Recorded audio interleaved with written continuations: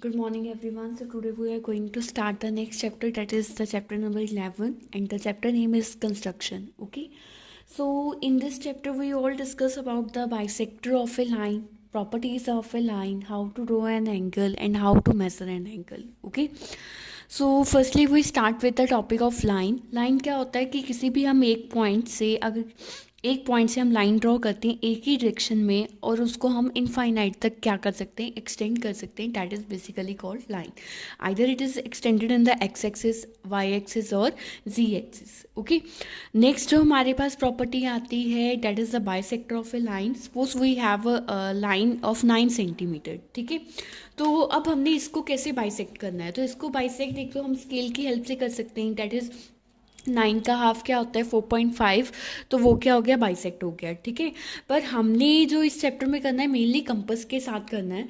उस केस में हमने क्या करना है कि जितनी भी हमें लाइन गिवन है उसको हाफ से ज़्यादा क्या कर लेना है, कंपास रख के एक पॉइंट पे हाफ से ज़्यादा कंपास को ओपन कर लेना है. ठीक है, तो एक आँख हमने लगानी है बी पॉइंट से, एक आँख ऊपर की तरफ, एक आँख नीचे की तरफ. सिमिलरली बिना कंपास को हिलाए हमने ए पॉइंट से लगानी है एक आर्क ऊपर की तरफ और एक आर्क नीचे की तरफ. ठीक है, तो उसके बाद आर्क लगाने के बाद ये जो हमारे पास कट पॉइंट्स आए हैं हम इन्हें क्या करेंगे, आपस में मैच करेंगे. ओके, सो बेसिकली जब हम इन्हें मेज़र करेंगे तो इन दोनों का जो आपस में होगा वो क्या होगा, इक्वल होगा. यानी कि जितना इधर होगी वैल्यू उतनी ही वैल्यू इधर होगी. ठीक है, अगर हम इसको मेज़र करके देखें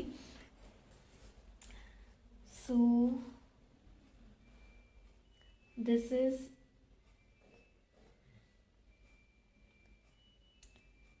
3.3 and this is also 3.3. Okay, तो ये क्या आएगी हमारे पास, दोनों की वैल्यू क्या आई है, इक्वल आई है. ठीक है, बाई सेक्शन करने पे दोनों की वैल्यू कितनी आई है, इक्वल आई है. यानी कि जो हमारी टोटल लेंथ थी लाइन की वो कितनी थी, दैट इज 6.6. ओके, और ये हमने यहाँ पे रफली लिखा हुआ था. तो इसी तरीके से हम किसी भी लाइन को बाइसेक्ट कर सकते हैं. नेक्स्ट जो इसमें प्रॉपर्टी आती है that is how to draw a parallel line. ठीक है, मान लो हमारे पास एक लाइन है तो वहाँ पे दो पॉइंट्स है ए एंड बी, तो हमने वहाँ पे क्या करना है, एक पैरेलल लाइन ड्रॉ करनी है. ठीक है, तो उस केस में क्या करते हैं, हम किसी भी एक पॉइंट पे एक आर्क ड्रॉ कर लेते हैं. ठीक है, तो ये हमने यहाँ पे एक आर्क ड्रॉ की है. ठीक है, आर्क ड्रॉ करने के बाद आप एक लाइन लगाओगे that is less than 90 degree. ठीक है, उसके बाद सेम आर्क जितनी यहाँ पे थी उतनी ही आप यहाँ पे ड्रॉ करोगे और ये जो वैल्यू है आपकी इस एंगल की जो इस लाइन को टच कर रहा है और यहाँ से जो इस लाइन को कट कर रहा है यहाँ तक की वैल्यू लेके आप यहाँ पे क्या करोगे, कट करोगे और पॉइंट बी से इसे क्या करोगे, ड्रॉ करोगे. तो इस तरह से आप किसी भी लाइन पे दो पैरेलल लाइंस को ड्रॉ कर सकते हो. नेक्स्ट जो लाइन में प्रॉपर्टी आती है दैट इज़ कि जो हमारे पास लाइन है उसे आप पर्टिकुलर रेशो में डिवाइड करो. मान लो आपको रेशो दी है 4:5. ठीक है, तो इस केस में क्या करोगे, सबसे पहले हम एक लाइन ड्रॉ करेंगे. हमें नहीं पता कि लाइन का लेंथ कितना है. ठीक है, तो हम सबसे पहले यहाँ पे क्या बनाते हैं, एक एक्यूट एंगल बनाते हैं that is less than 90 degree. Okay, तो यहाँ पे हमने एक एक्यूट एंगल बना लिया. तो अब हमने क्या करना है कि ये जो हमें रेशो दी है 4:5, this is our angle, acute angle. Okay, तो 4:5 को हमें ऐड कर देना है. 4 + 5 कितना होता है, 9 होता है. ठीक है, तो अब हम ये जो हमने लाइन ड्रॉ करी है इसे हम 9 इक्वल पार्ट्स में क्या करेंगे, डिवाइड करेंगे. ओके, तो डिवाइड करने के लिए मैं इसे टर्न कर रही हूँ. तो वो डिवाइड हम करेंगे कंपास की हेल्प से. 1 अगेन यहाँ पे ये देखो कंपास हिल गया ना यहाँ से, तो आप इसको दोबारा सेट करोगे. 2 3 4 5 6 7, 8 एंड 9। ठीक है, तो ये जो 9th आर्क थी वो बाहर जा रही है, तो आप लाइन को एक्सटेंड कर दोगे। ओके, तो ये डिपेंड करेगा कि आपकी कितने सेक्शंस पे आपने उसको डिवाइड करना है। ठीक है, तो यहाँ तक हमारा क्या हो गया, 9 हो गया। अब हम इनकी नेमिंग करेंगे, that is A1, A2, A3, A4, A5, A6, A7, A8 and A9। Okay, तो हाँ, जो A9 है हम उसे B के साथ क्या कर देंगे, ज्वाइन कर देंगे। और यहाँ पे हमारा ये क्या बन गया इसके साथ, this one is our angle. Okay, तो अब देखो हमारी रेशो क्या है, A4 एंड 4:5। ठीक है, तो हमारा इन दोनों का टोटल कितना था, 9। तो एक तो हमने कवर कर लिया। अब हम क्या करेंगे, जो 4th पॉइंट है वहाँ पे क्या करेंगे, आर्क ड्रॉ करेंगे। ठीक है, तो देखो ये बेसिकली जो आर्क आ रही थी हमारी, वो हम 4th पॉइंट पे ड्रॉ करेंगे। तो कुछ इस तरह से हमने ये ड्रॉ किया। Let's draw it again.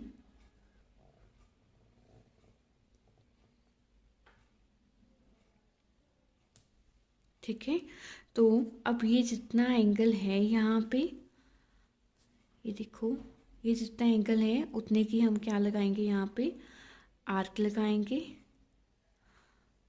और हम इसे क्या करेंगे, मैच करेंगे। ओके, ये आर्क आप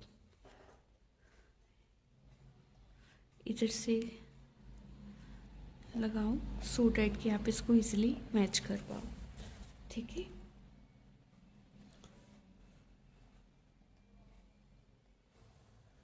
so in this way we can draw the two parallel lines. Okay, next is how to find out the angle. Okay, अगर हमने किसी भी चीज़ का एंगल फाइंड करना है, किसी भी शेप का एंगल फाइंड करना है, तो उसका हमारे पास जो फॉर्मूला होता है that is n-2 into 180 degree. ठीक है, n क्या होता है, जो हमारी साइड्स होती हैं किसी भी शेप की। ठीक है, लाइक ट्रेंगल है, ट्रेंगल की 3 साइड्स होती हैं, तो 3 - 2 मल्टीप्लाई 180 डिग्री। तो 3 - 2 कितना होता है, 1। 1 इंटू 180 डिग्री कितना हुआ, 180 degree.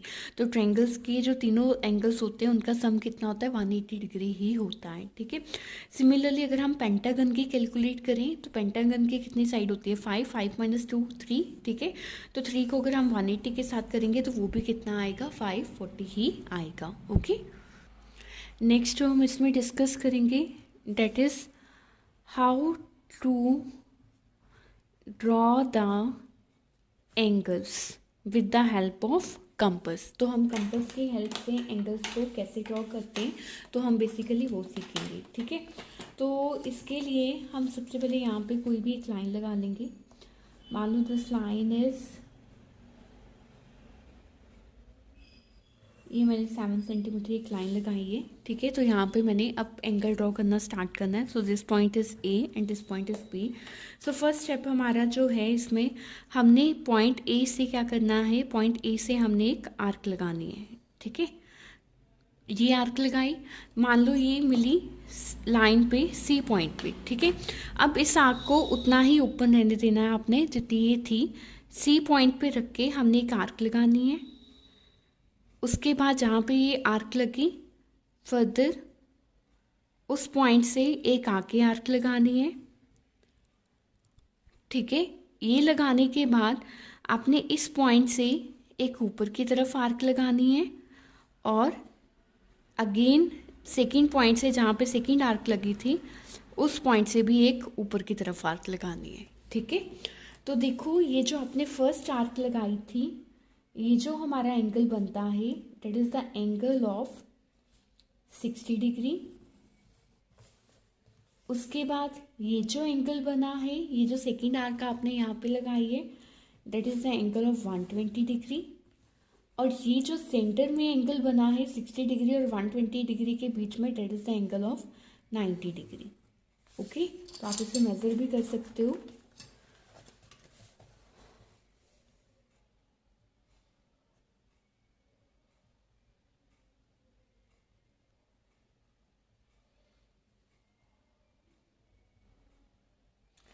This is 90 degree, this is 120 degree और दिस इज़ 60 डिग्री। ओके,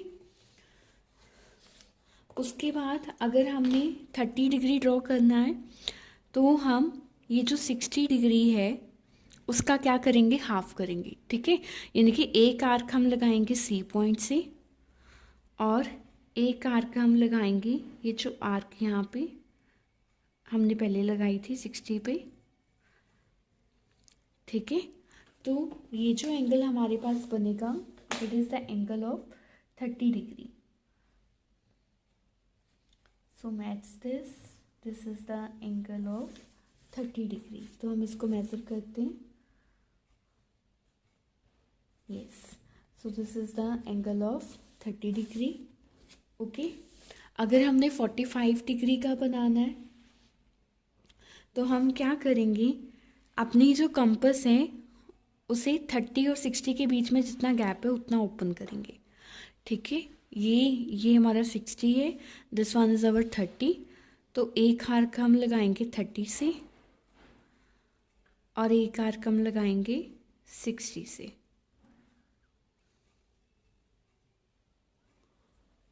ठीक है, एक आर्क हमने लगाई 30 से, दिस वन, और सिमिलरली एक आर्क हमने कहाँ से लगाई, 60 से लगाई। ठीक है, तो ये जो हमारा एंगल बनेगा दिस एंगल इज 45 डिग्री। ठीक है, सिमिलरली 15 डिग्री का कैसे बनेगा, अगर हम एक आर्क यहाँ से लगाएंगे और एक आर्क यहाँ से लगाएंगे तो इसके सेंटर में जो एंगल बनेगा डेट इज़ द 15 डिग्री।